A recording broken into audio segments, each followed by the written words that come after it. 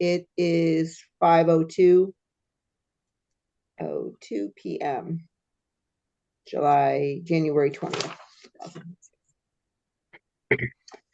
Okay, we'll start off with attendance. Please unmute. Even though, Mark, you're not voting, I'm still going to add you to this. There's Marie, that works. Okay. So, Gail Siebert here. I need you to say here. Maureen Hickey. Maureen Hickey here. Bill Boudry. Present. Marie Ray. I need you to unmute and say you're here. Marie Ray here. Very good. Thank you. Sarah Fowler, absent at the moment. Stacy Constance. Here. Here. Kevin York, absent at the moment. Anna Rao. Here. And Mark Lafrate. Here. Or is that Lafrate? Iafrate. Oh, so sorry. Yeah. Everyone thinks it's an L. It's okay. Okay, sorry about that. Okay. Iafrate. Okay, great. Okay, very good. So the next thing is we have two new members, Mark Iafrate and Anna. So Mark, why don't you start and just introduce yourself. Let us know, kind of why you wanted to join and whatever else you want to inform us about. Sure. Yeah. Thank you. Hi. Nice to meet everybody. I'm happy to be here. First of all, my name is Mark Iafrate. I currently work. I'm a LIHTC attorney.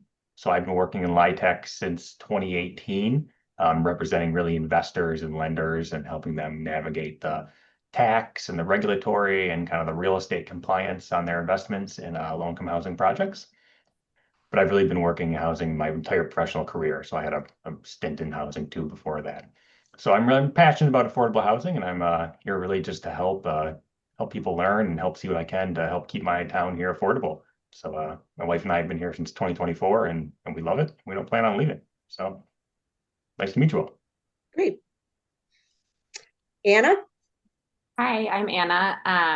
I am a non-practicing attorney. I worked a little bit in housing, but more on the tenant side, I guess. So I had a lot of clients who were facing homelessness or looking for housing through various state programs and lots of different methods. So this particular area is not an expertise of mine, but it's definitely a passion of mine. And I'm really excited to get to work with you all and help people access housing. I've been in Wakefield since 2021, and I have two little kids. You saw one of them when I was joining the meeting on my lap. Usually they're screaming in the background, like right now, but hopefully you can't hear them. But I'm excited to work with you guys. Great. Why don't we just go around and introduce ourselves to the new members. As you know, Gail Siebert, I've talked to both of you, so I can skip me. You want me to go next? Does everybody have the same box that I do? I'm next in the box. I'm Maureen Hickey. I'm the director of the Wakefield Housing Authority, but I'm here on this board representing the Council on Aging. I sit on that board as well. Stacy? I'm Stacy Constance. I am a member of Town Council, and I am the liaison to this group. And I also don't have a background in housing as such, but it is a passion, and anything that I can do in my role to help develop Wakefield as a place where people can come and live and in an affordable way, I am all for, and I'm ready to do any work that you need me to do. Bill? Hi, I'm Bill Boudry. I grew up in Wakefield and have spent most of my life here, so I fit the definition in the box of a townie.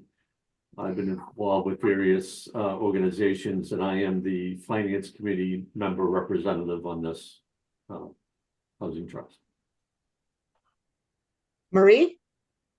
Hi, I'm Marie Ray. I represent Wakefield's Commission on Disability on this board. I am also the parent of a 29-year-old son with intellectual and developmental disabilities, and so I'm representing that community as well as we seek to find housing for that population.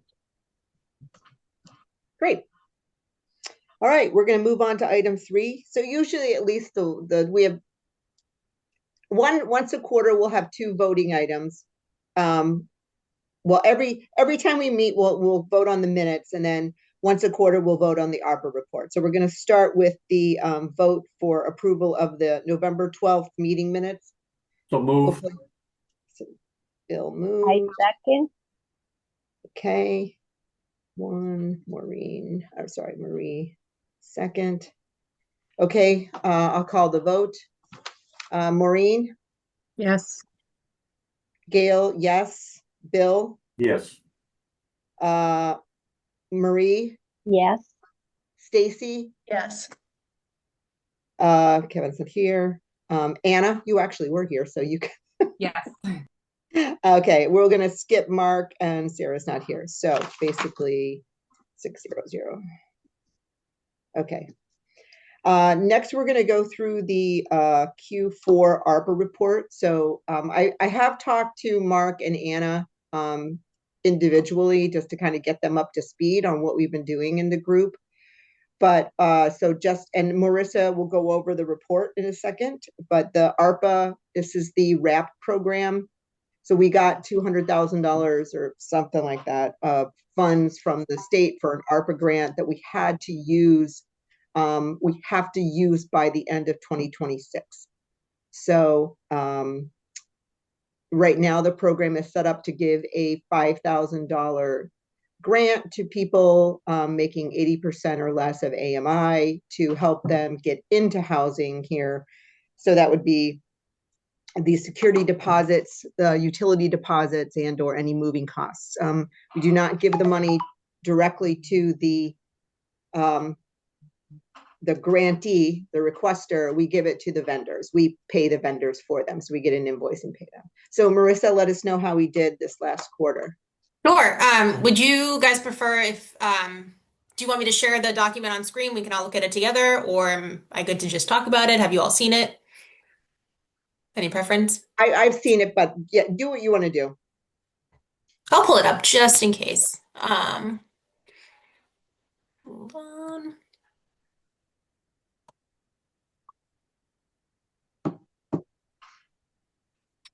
All right, so this is the main summary of the Q4 ARPA report. So we're close to 3/4 of the way through our $200,000 in funding. My estimate, based on the way we've been spending on average per quarter, I would guess that we would finish by April 30th of this year, if not sooner. So that puts us way ahead of track with the original. I think the deadline to use all of the funds, to expend all of the funds, was by December 31st of this year, 2026, and it looks like we are way ahead of that. We provided support for 8 applicants, including 10 security deposits, 11 first month's rent payments, 2 deposits to Wakefield Municipal Gas and Light, and 3 reimbursements for moving expenses. And I mentioned that in the last report, we anticipated dispersing an additional $10,000 this quarter. We surpassed that pretty well by having distributed over $33,000. And I think the volume was due to a lot of leases starting the first of the new year. So a lot of people were scrambling ahead of time to get everything in order, and that led to a huge influx of applicants. This is something that we'll talk about in the next couple of items, but I'll preface it here. Going forward, given that I think we're likely to expend all of our funding by April 30th of this year, if we want to continue this program going forward, I think it would be a good idea as a group to discuss what other funding sources and strategies we could look into to continue to provide people rental assistance. And that is, the specific numbers are, where are they? They're up here. Hold on. I skipped over them. Here they are. These are the specific numbers. So the quarterly expenditures this past quarter or $33,233.89. That was 16.61% of the $200,000. Cumulatively, we have spent $148,936, leading us to close to 75% of the total funds. So that's pretty much it. I'll take any questions if anyone has them. But that's the gist. You guys know that. So Marissa, once we meet this 200,000, we don't have to submit a report anymore, right? Correct. Okay. Correct. So we have 100, we have about $50,000 left, as Marissa said, probably be spent by April 30th. So we do have, I think about 700,000 in something, I don't know exact number, that's in the coffer for the Wakefield Housing Trust that we can allocate at any time to move over to continue the WRAP program. So we don't have to do it today, but I'm assuming, I shouldn't assume that, I know that everyone believes that this program, has been a really good thing. We've had a lot of people using it. We can tell by how fast the money has gone out. It has gone a long way to help people get into housing, because that first, chunk of could be $5,000, $6,000, $7,000 to have somebody help with that is pretty huge. So we can at some point determine that we're going to allocate another, $50,000 out of the coffers that we have now and move it over there and allocate it. So just something that we're going to vote. We will be looking at and voting on in a near future meeting. And I'm sorry, Marissa, I apologize. I don't know why I skipped over you when introducing. So take a minute, introduce yourself. I apologize for that. I don't know what I was thinking. Just I figured it was because I had some initial email and Mark, but just in case. Yeah, Marissa, that's all right. I'm the senior planner for the town, and I'm your staff liaison for the Affordable Housing Trust. So I'm with you guys every meeting, and if you have any questions at all, a little bit about my background, I guess. I graduated from Tufts in 2019 with a master's in urban and environmental policy and planning. And I spent 5 years working for the town of Swampscott, and I came over to Wakefield here in August of this past year. So my time in Wakefield has been short this far, but it's been really gratifying. And I'm excited to continue working with everybody. And if you have any questions at all about anything housing or planning related, I'm your girl. Great, thank you. All right, so we're going to vote on the ARPA report. I'll make a motion to approve the ARPA report. Okay, Maureen. Second. Bill, second. All right, we're going to do a verbal vote. Gail Sievert, yes. Maureen Hickey? Yes. Bill Boudry? Yes. Marie Ray? Yes. Sarah Fowler? Yes. Stacy Constas? Yes. Anna Rao? Sorry. Anna? Yes. Okay. Mark will defer you till you get sworn in. Okay, great. So 1, 2, 3, 4, 5, 6, 7, 0. Yeah, can I ask you a quick question as you're tallying? What do we only have $50,000 in the coffers? So once the ARPA money's gone, and then presuming we agree to allocate the 50, there's nothing left in the kitty after that point? No, there's 700,000. Okay. Yeah, Thank you. I'm just saying we don't have to allocate the entire 700,000 over to this. Right. We can do it in increments at a time. Yep. Depending on what we want to do overall with the money. Because part of what we can do with this is to use a bigger chunk of it, like I'm just throwing out a number there, like $300,000 as soft financing for a fully affordable development in Wakefield. Or at least workforce housing affordable, which is workforce housing's constituted, I think, between 80 and 130, I don't know, 130 something of AMI. So that's constituted as workforce housing, which would fall into the affordable world. So the next topic of conversation, now that the ARPA report has been approved, is discussions of future funding strategies. So one of the things that had come up with, I was at a meeting, I've been at a series of meetings with Mass Housing, and one of the things that our town does not have is CPA money, Community Preservation Act money, which is, you know, a way for basically the taxpayers diverting part of their tax into this fund to help fund these affordable builds. Obviously, that is something we'd have to do some research on, and all of these that we're talking about would have to go in front of town council for approval. But I wanted everybody to start thinking about some creative ways to try to, as I said, put money in the coffer so that we had it available either for the RAP fund or to do some soft financing. Another. Gail, Can I ask you, Gail, has Wakefield voted on CPA before? They must have voted it down. I do not know that. I think Probably. I think that requires town meeting action. It is town meeting, yeah. Yeah, I said that. Yeah, it's town. It's not like something we can do. All we can do is ask the town. No, I'm just curious, you know, what the temperature was, you know what I mean? If we voted on it once or twice, or probably many years ago too. Yeah, I don't know. How would I know that? How could I find that out? Maybe, I'd suggest maybe Stacy could facilitate, or you could ask Sherry Dalton. Okay. I'm pretty sure it came before town meeting some years ago. I'm pretty sure. Yeah, it could Okay. have been 20, I mean, it's been, right, 20, 25 years. I mean, it's been around for a long time, so. Yeah. But sometimes towns voted on it more than once, you know, they tried to, because it was also for, you know, parks and recreation. I think there's historical, you know, it's for several different things, reasons. Yes.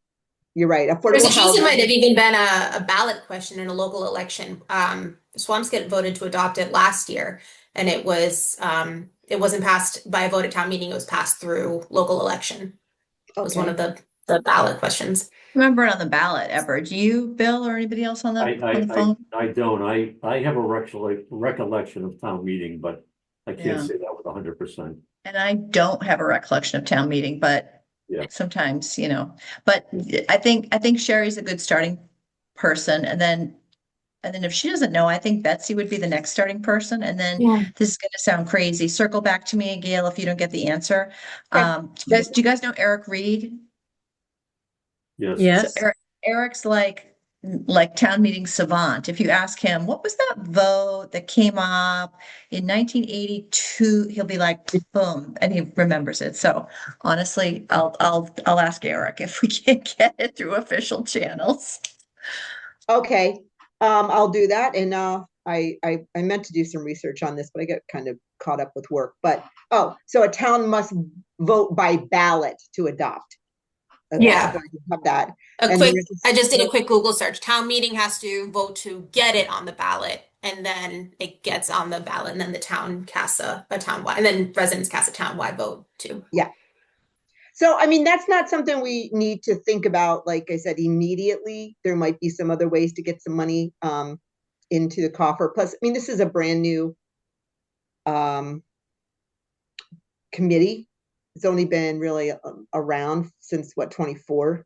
So, you know, we're trying to get, and we just have, you know, the HPP. I think what's going to happen is we're going to slowly see some momentum in the discussions with the community on affordable housing, both through, you know, the planning board and zoning board and us together. So but just know that we know this could be a way to pave the ground to get, you know, a percentage or so of some cash to support this, especially with how well the RAP program has gone. Another one that Marissa brought up, which I thought was a really good idea, was payment to the trust in lieu of the fractionable affordable units. So why don't you talk to that point, Marissa? Sure. again, looking back on my experience with Swampscott, we had a bylaw within our inclusionary zoning bylaw that allowed developers to pay to the trust a fee in lieu of providing an affordable unit. If, they were doing a development that only called for one affordable unit, they might have just paid the trust a fee. I was thinking, my personal opinion is I would rather see the units themselves rather than a fee paid to the trust. But I think there's a way to kind of get the best of both worlds, and that could be by paying a fee in lieu of the fractional units. So if the percentage of the affordable units turns out to be like 24.67, rather than rounding up to 20 whole 25 units, you could pay a fee to the trust for that 0.67th unit, and that could that would just be revenue to the trust. And I mean, there are plenty of other towns that have done this. There are schedules of fees. It would be calculated based on market rate leases or sale prices and the area median income. We're a little late to the party with that, with all the development we've had in the last few years. I know. That's too bad. The good We thing didn't is think that, I mean, we only just adopted the MBTA zoning bylaw last year. So our was it May 2025? That MBTA was adopted. So, hopefully development will, for better or for worse, will result as, or will continue to, developers will continue to come to the town, hoping to build something that is in compliance with the new MBTA community bylaw. And so there's definitely room in town for more development by way of our bylaws. And so having a fee in lieu of fractional affordable units would be a great way to capitalize on some of these new projects that we would expect to see as a result of that bylaw. No, we didn't, as a town, add anything. The MBTA is not an affordable bylaw. No, it's Okay, not. But all I'm right. saying that any Yeah. developer Well, I was that just wants wondering to if we build, added anything as a town, like if that was possible, but probably not. no, it would default to whatever our inclusionary zoning bylaw calls for, which is 18% of the total unit count. Okay, yeah.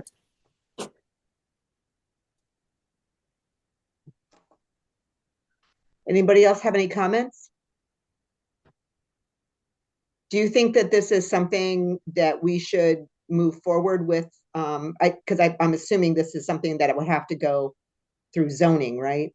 Or town council zoning? I don't really know. It would be a change to the zoning bylaw, so it would have to get taken up as a public hearing by the planning board. And the planning board would vote to recommend the change to the zoning bylaw for a vote at town meeting. So I certainly think it's realistic if we wanted to get it on the warrant for this spring town meeting. I could definitely have some draft language prepared for our next meeting in February. And the planning board would likely host. I've never done a spring town meeting, but when we did the fall town meeting back in November, our planning board, the town meeting was the 8th of November. The planning board public hearings were shortly before that. We opened the hearing. That's when we did the zoning recodification. And we opened the public hearing on October 14th, continued it on October 28th, just so we could capture, enough public comment if there was any. And then we closed the hearing on the 28th. And then the town meeting vote happened on November 8th. So if we wanted to get it before the planning board, they would likely have a public hearing on it sometime in April. Is that usually a one-time payment at some kind of closing, some kind of approval rather than a yearly payment? It would be a one-time payment, yeah. Too bad Kevin's not here right now, because if we were going to try to get it on for Springtown meeting, we should start moving on it like ASAP. Because I forget. Yeah, and I'm meeting with the forget when planning board. Yeah, I forget when the sorry, warrant Stacey? closes for town meeting, but it's, I don't know, 30-ish days ahead of time, I think. And when is town meeting? Is it April or May? Haven't set the date yet. Okay. But I heard rumblings it was going to be early May, but it has Oh, not set. okay. It has not been set yet. Working backward, if the planning board was to have, if they kept with the practice of having two public hearings or a continued public hearing throughout the month of April, just to capture as many participants, public participants as possible, they would open the public hearing the second Tuesday in April and continue it to the fourth Tuesday in April. So if we were going to advertise it in the item for the second Tuesday in April, we would have to submit a legal notice sometime at the end of March. And then, which means that we would want to have the language and everything vetted by town council, by Tom Mullen sometime by mid-March. And which means maybe finalizing it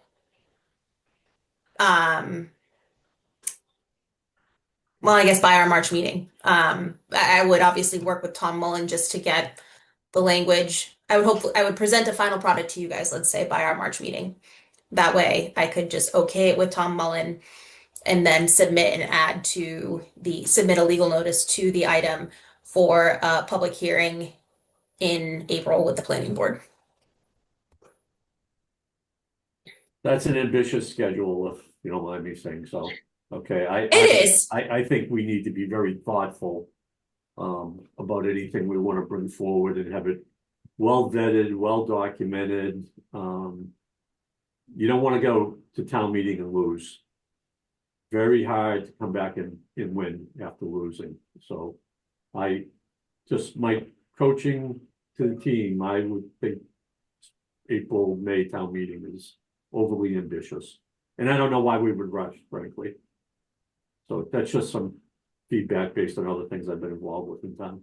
And it's also a busier town meeting. So if it really, if it needs discussion and such, November might be better.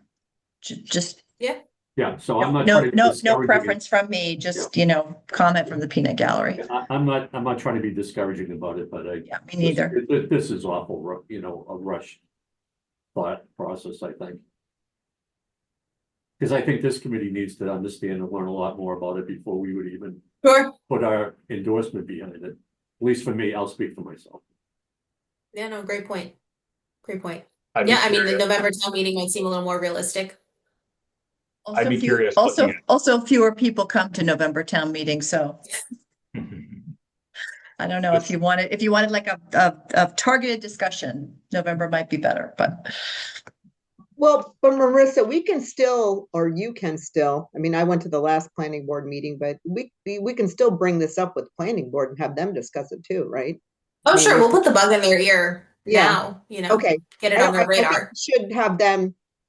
One of the things that, I wanted to do, this is as it relates to the HPP, is to, have a unified discussions with the three pieces, Wakefield, now the Affordable Housing Trust, but also planning board and then zoning. So to be able to bring this up and say, hey, we've talked about this at, the Affordable Housing Trust meeting. What are your thoughts on it? And I don't think that, I don't know if that's something even we have to vote on. I mean, but to have them know that, hey, we're thinking about this, funds could go into the Affordable Housing Trust. What are your guys' thoughts on it? I don't think there's anything wrong with that. No, certainly Bill, not. what is it that you need to know so that whatever research we could bring to another meeting? What do you need to know for it? Oh, I just think the whole subject should be fully vetted, documented, provided to this team in advance to review. Like any proposal that would be brought forward, especially for the, this is the group bringing it forward to other town boards or town meeting. So I'd be curious as to how much this would bring in and if that's worth giving up a 1 unit per development. I guess would be the maximum, right? Would be 1 unit per development in town if we're talking fractional units. So maybe looking at recent developments, I'd be curious to see if that would even have applied to those developments and how much, potential money that would have been. And maybe it's not worth it, or maybe it is. Maybe you get, whatever $1,000 in, and you can use that to make a loan to a new project that has 18% affordability. right? But the impact of that would be interesting to know. And is That's this, really exactly what I was thinking too, in terms of what is our actual opportunity here and is it worth the work? And I would imagine that the town or committees would ask, well, what do you intend to do with this funding? If it's, $100,000 or it's $1 million over time. And I don't know that I would have clarity on what our answer would be to that in terms of our trust multi-year plan. Why are we seeking additional funding? Um, so I feel like we'd need to collectively have an answer to that as well, depending on what the opportunity is with this. It's a great concept. I like it. But what are we going to do with it and how much money could it potentially be? Okay. Okay, well, Marissa, I still think it's something we should do the research on and keep investigating, to put some Yeah. pen to paper and figure out what, if we looked back over the last 5 years of development, what could that have meant to the trust? Sure. And as it relates to, Sarah's point about, well, what is the trust going to do with it? Well, that's a story we need to start talking about anyways, right? I mean, as I said before, the trust is new. Going after CPA funds would be a big leap. But if we start slowly with, as I said, introducing what the trust is doing and being more vocal about, the assistance we've given so far with the RAP program, we can start that momentum. This might just be a little way, but also, like I said, I think, Marissa, we should bring it up. And I'll go to the next planning board meeting, but maybe you could put it on the agenda with Jim and say, hey, we just want to, give you a heads up. What do you guys think about this? Because they might say, nope, nope, don't do that. We're not going to do that. And we'll be like, okay, we don't have one of the legs of the stool on board. So, or they might say, no, that's a good idea. Let's continue the research. So I think that would make sense. Okay. So another thing, this is just, once again, this is up for discussion, and because I want everybody here to, can think about ways that we can increase the coffers, even if we don't know today what we're going to do with them, but is, put on the discussion, and I don't even know where this fits, and I don't even know if we even have one here in town, but to create, is there a pilot program that, so pilot is payment in lieu of taxes. So if there was a development of 100% affordable development, a lot of LIHTC developments will do this. They'll get a reduction in the real estate taxes in order to help pencil out the viability of an fully affordable. That's a 100% affordable development. I don't even know if we have a type of pilot program within our tax assessors. I don't know where it would go. I don't know what you got there, Marie. The housing authority has one because we're 100% affordable. So Okay, we so do you have a have a pilot. pilot. Yeah, but I don't know of anybody else in town though. I've not read that anywhere than any of the other. That's some digging. But you're But I saying, know though, it that, exists, that the housing authority has a pilot program with the town. okay, well, So- that's at least good to know. So a Like, Yeah. pilot program does exist. The light department has a pilot program with the town as well. Okay. I suspect Victor Santaniello would know this off the top of his head, don't you think? That might be another, just a quick email, Gail, from you to Victor. I would be Okay. shocked if you didn't know, like, right there. Okay. He's pretty keyed in on what's going on Okay. tax wise. Very good. All right. So anyway, just always food for thought. If anybody comes up or can think of any other ways to, continue to support the Wakefield Housing Trust, and they said, and AKA the RAP program, like, let us know. Yeah. I think we knew this was a problem right from the start, though, that how were we going to replenish funding? It's probably not so hard to figure out how to spend it, but once it's gone, it's gone. Yes, exactly. That's one of the, as I said, that's been from the day we started this. Yeah. How is this going to work? I think there's a role for the Wakefield Housing Trust overall, but yes, if we have no funds, what's it mean? Yeah. So another thing, Marissa, is that I just got to keep this on the forefront. follow up with Kevin to see what's going on with that Heron Pond unit. I don't want to lose sight of the fact that we're supposed to get some money back from that thing moving from affordable to market rate. But I don't know where they are in the process of the foreclosure. Do we think that those funds were going to come back to the housing trust, Gail? That's what Steve said. I'm just Okay. going off of what Steve said way back, that yes. Right, when we were talking about it, yeah. Right. I just don't know where it landed. I believe that Kevin Gill is all on it, but I don't know where it's at. So Marissa, when you see him, just kind of follow up with, make sure it doesn't fall through the cracks, because that's one of those random things that could fall to the wayside. All right. Number 6 is an update on the Metro North Regional Housing Services. Did we pay for that yet? Yes. Oh, okay. Back in the summer. And it came out of, did it come out of the ARPA money, or just come out of the other coffer? I believe it came out of the ARPA money. Okay, that's what we voted on. I just didn't know. Yeah. Okay.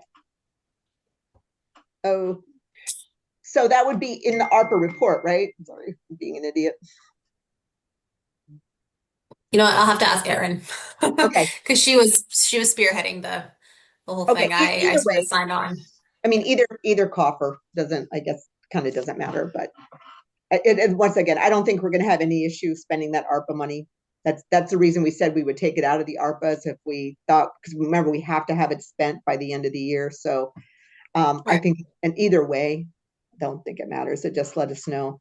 And Jen, can you just give us an update about whatever projects they're working on? Sure. So the team from Barrett Planning, there are consultants for MNRHSO, which is Metro North Regional Housing Services Office. So for anyone who doesn't know, MNRHSO is our regional coalition with our neighboring municipalities to just basically have a planning consultant monitor our subsidized housing inventory for us. So all of our affordable rental and ownership units. So we've joined forces with the town of Stoneham, with I don't know if Winchester's in it, but it's us, it's Stoneham, Reading, North Reading, Woburn. Is Wilmington in it? Wilmington, thank you, yep. And I'm probably missing one more, but that's the bulk of us. And currently they are helping us with sending out renewal letters to all, specifically right now for all of the ownership units. And so we will hopefully be getting some I know that we just amended we edited the language for the letter that's going out, but it's basically just status tracking, making sure that everybody doesn't have any, I think, Gail, to answer your question, no outstanding liens on the home ownership units so that we don't fall into a similar Heron Pond situation, making sure that all the owners of these affordable units are, keeping up with everything that they have to do to maintain these units. And then once the ownership units are taken care of, because that's definitely the smaller batch of the two, the rental units aren't much more, they'll get into the renewals for the rental units. They're actually helping us out right now because the development at, was it 596 to 600 North Ave is requesting rental increases for their affordable units for 2026. So we had them, they hadn't submitted anything since 2024. So there are some new metrics out, obviously, by, the DHUD, Department of Housing and Urban Development. And they are asking to do rental increases based on those new area median income statistics. So I've been going back and forth with them, to try and get the numbers right. And then once they submit those to us and they look good, we have 30 days to approve them. But then we also have to send them to our state executive office of housing and livable communities to get approved as well. And the goal is that when Barrett sends out the renewal letter for all of the other rental properties that have affordable units, we expect that they will probably want to do some rent increases as well, just to stay on track with the new 2026 metrics that were released by DHUD. So yeah, that's pretty much it with that initiative right now. Okay. Is there anybody here that has any kind of, I don't know, tasks that you would think would be beneficial for this consultant to do for us? Okay, well, I just I have a question for Marissa. I Sure. don't think that I've ever heard of this, but is there ever like a cap on an increase that they can ask for the affordable units? Yes. Yeah, there is. The cap is set by it's the so the I can see it on paper. I just have to work it out in my head. The percentage is based on, so you have your area median income, right? And as of Wakefield, we are part of the Boston, Cambridge, Quincy Mm-hmm. Yeah. metro area. And the gross rent is capped at, X percentage of that AMI. So you have 80, 60, 30, and then it also changes based by bedroom because the the income is set by it's the bedroom plus one. So like a studio apartment is really just fit for like one person. A one bedroom, you assume that it's a two-person household. A two bedroom would be a three-person household, so on and so forth. And so the AMI obviously changes with the increase in household size. So you take the gross rent is set at that percentage of that area median income per household, and then there's the net rent. Sorry. I'm sorry, I'm at the office still, everyone's leaving. Okay. So that's how you get your gross rent. And then the net is that gross rent minus the what do you call them? The utility allowances, which are Allowance. set by you Yeah. guys at Yep. Wakefield Housing Authority. Mm-hmm. So so that Yeah. will determine the net rent, and that's what it can be capped at. They're just high, and sometimes they're higher, you know what I mean, than what we They're adopt as high, the yeah. payment standard.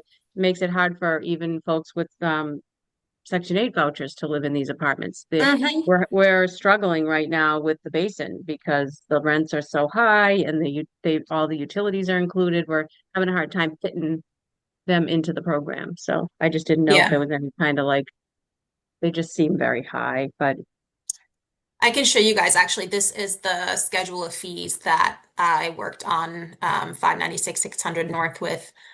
Um, Hold on, let me zoom in a little bit. 598 600, sorry. So they only have one and two bedroom units.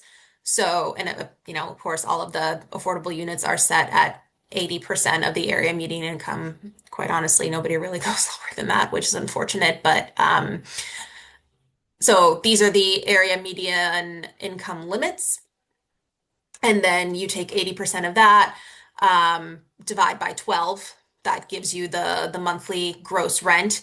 And then what I'm working on with them right now is them getting to put in all of the utility allowances because the utility numbers change based on the type of development because big apartment building might charge one set of numbers for utilities. Townhouse style homes will charge something else.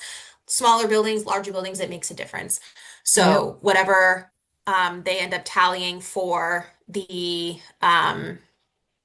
utility allowances will get subtracted from this gross number to become the net, and that's the cap that they can charge for rent. It is very expensive at the end of the day, unfortunately. now this may just I'm sorry, I got caught up looking at the wrap stuff earlier today Yeah. and how expensive it is for everybody. Um There is nothing in the zoning or planning about parking, charging for parking. I mean, $150 a month for a parking space is just seems, you know what I mean? And you're saying, oh, we have affordable units, but you're still charging the affordable residents that $150 a month. And HUD will not cover that. You know, a Section 8 voucher will not cover parking. Just seems No. kind of high. I just didn't know if there was any place to ever try to negotiate that. I don't know. Mark, who's our lie tech That's attorney? something to think of. Is anybody negotiating parking fees? It's a lot. Yeah, that's not a LIHTC deal, but at least in LIHTC deals, they would not be included in the rent. You can't back They they're would not not, billing no, you you can't put them in the rent, but Mm. everybody's charging them. I'm just seeing them everywhere. So I just feel like it's a big cost for folks. That's just a good It's all right. example too of how high affordable rents really are, right? Like Yeah, those are affordable rents. 30% of 80% of AMI yeah, is still pretty high. yeah. $2,600 for one bedroom. Absolutely. hmm And those are Very affordable, quote unquote high. I know. affordable units. I know. It's crazy. Isn't there a category called very low affordable? But There is. those, Unfortunately, you only see those kinds of units, at least in my time working with affordable housing developments. I've only seen those kinds of units be marketed in 40B developments where you have mixed income housing. But for the most part, most developers are setting their affordable units at 80% of the area median income, which ends up being more workforce style housing than traditional affordable. But even for workforce housing, it's not cheap. No, sorry to get off track, but No, that's okay. Great question.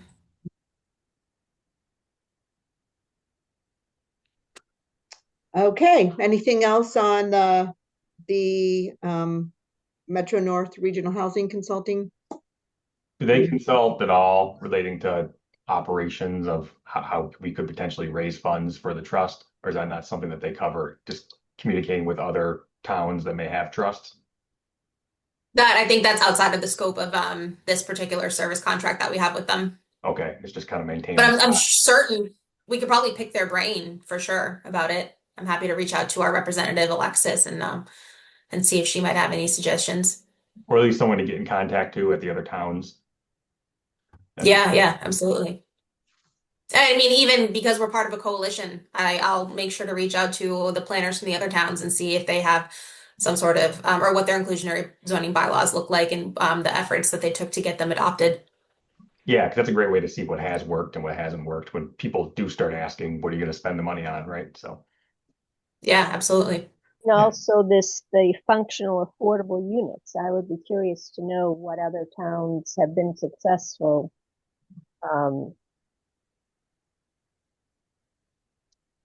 in including the fractional unit into their housing trust. Yeah, I'll certainly look into it. I know in Swampscott, it was an either or. So it was an either you could do the affordable units or you could pay a fee in lieu. And the only time I ever saw a developer come forward with an interest to pay the fee in lieu was in the instance of a fractional unit. The planning board approved a development in Swampscott's commercial shopping center, Vinen Square, and the total number of affordable units came out to something like 16.42. And rather than rounding up to 17, the developer approached the Affordable Housing Trust with an interest in paying the fee in lieu of that affordable unit. So I'm happy to talk to my former director there and see if anything, what the trust has been able to do with that additional unit. I do remember a couple of years ago, the trust wanted to partner with Habitat for Humanity to build a 4-unit affordable housing development, fully affordable, at I believe 30% of the area median income. And again, they were going to work with Habitat for Humanity. They were going to use the funds that they had to, subsidize these units. But unfortunately, it couldn't happen just because of the zoning of that particular lot. It was deemed non-buildable by the Zoning Board of Appeals. So just for that very simple reason, they couldn't move forward with the project. And I don't believe that they have attempted anything since then. But I'm certainly happy to reach out and ask. Very interesting concept. Mm. We have some vacant lot in Butler Avenue that they're trying to figure out what to do with. I don't know how big it is, and if it's not very big to be worthwhile for a developer, that might be an interesting thought in order to get some affordable housing. Yeah, absolutely. I know the town is still remediating that lot, right? Yeah, well, it was in the item that they're starting remediation and it should be done in April, sometime in Yeah, April. I was Okay. just gonna say, I think it's on schedule to be finished up this spring. Oh, great. Okay. And I believe that's going to be, I don't know when we'll get funding, but that would be wrapped into the town space needs assessment, right? That lot, because it's owned by the town. Provided it remains in ownership of the town, yes. Yeah. I think that's the vision, is what I'm hearing. So, Okay. Good. Yeah. Okay, any other comments on that?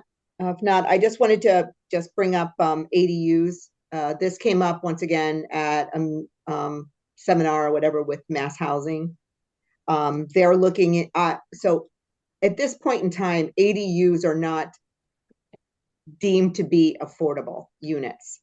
In other words, if somebody builds an ADU and it's not being rented out to one of their family members, they can charge market rate rents for it.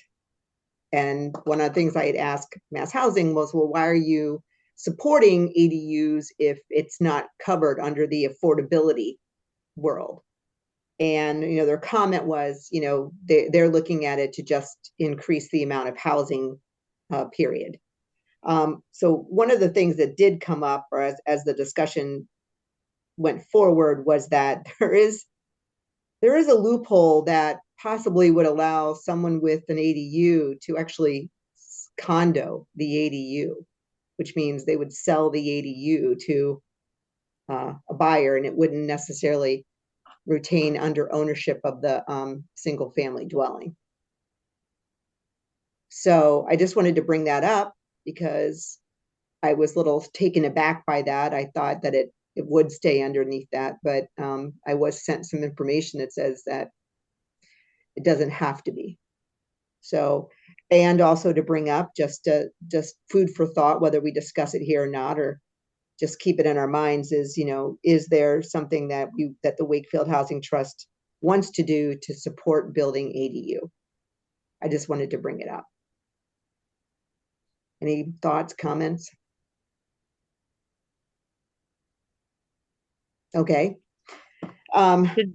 Gail, did we talk about that before? As some kind of I don't know how we could support that.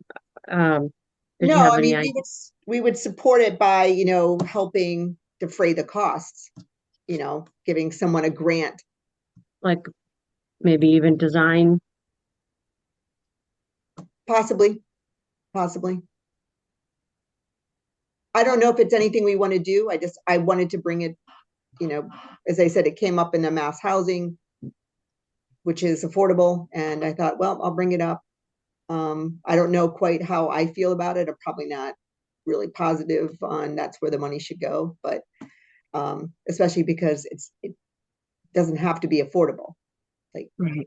Yeah, we could potentially request that they put deed restriction, 80% AMI, 60% AMI on that unit, right? If we were to give them a grant or soft funding or something like that. Yeah, and I'm not sure how an ADU deeds differently than the single family dwelling, and does it matter is it deeded differently if it's not attached but it is attached? I mean, this is all kind of new ground. Mm-hmm. But I just, like I said, sometimes I'll bring up things just to inform you of what I'm seeing when I go to some of this stuff. And as I said, if you hear things or if you're, anything like that can be, I mean, you guys can add to the agenda too. I do want to say that if there's something you want to bring up that you've seen that you would like to discuss that affects affordable housing, please make sure that you reach out and, we'll put it on the agenda. So I'm just kind of bringing it up, kind of putting a seed in there and saying, hey, this is out there. We may want to do something, we may not. But anyway, I just wanted to bring that up. Is this something that we could look toward including in the pilot program if we ever like homeowners could pay a fee in lieu of taxes if they kept their ADU affordable? Well, that's a good comment. Yeah. Yeah.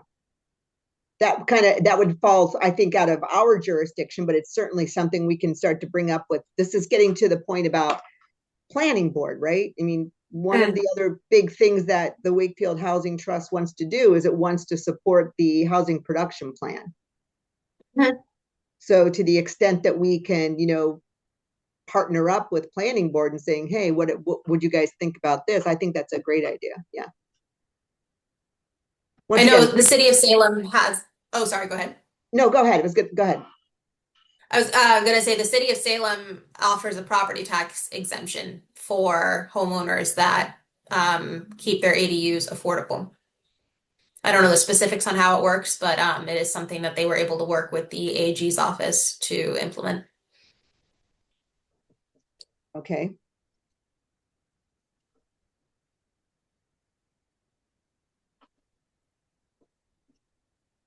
Okay.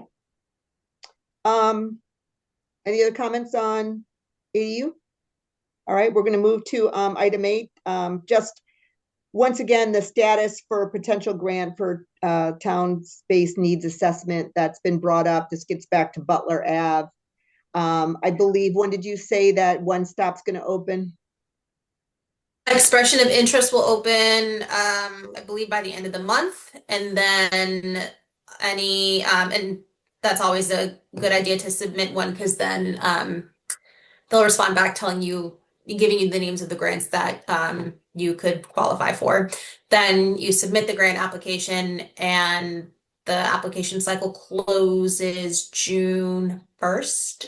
Okay. Either June 1st or June 30th. I think June 1st.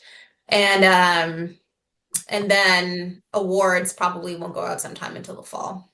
Okay. Okay. So we're, that's moving forward. All right. Any other comments? People want to bring up anything that's not on the agenda? Nope. Okay.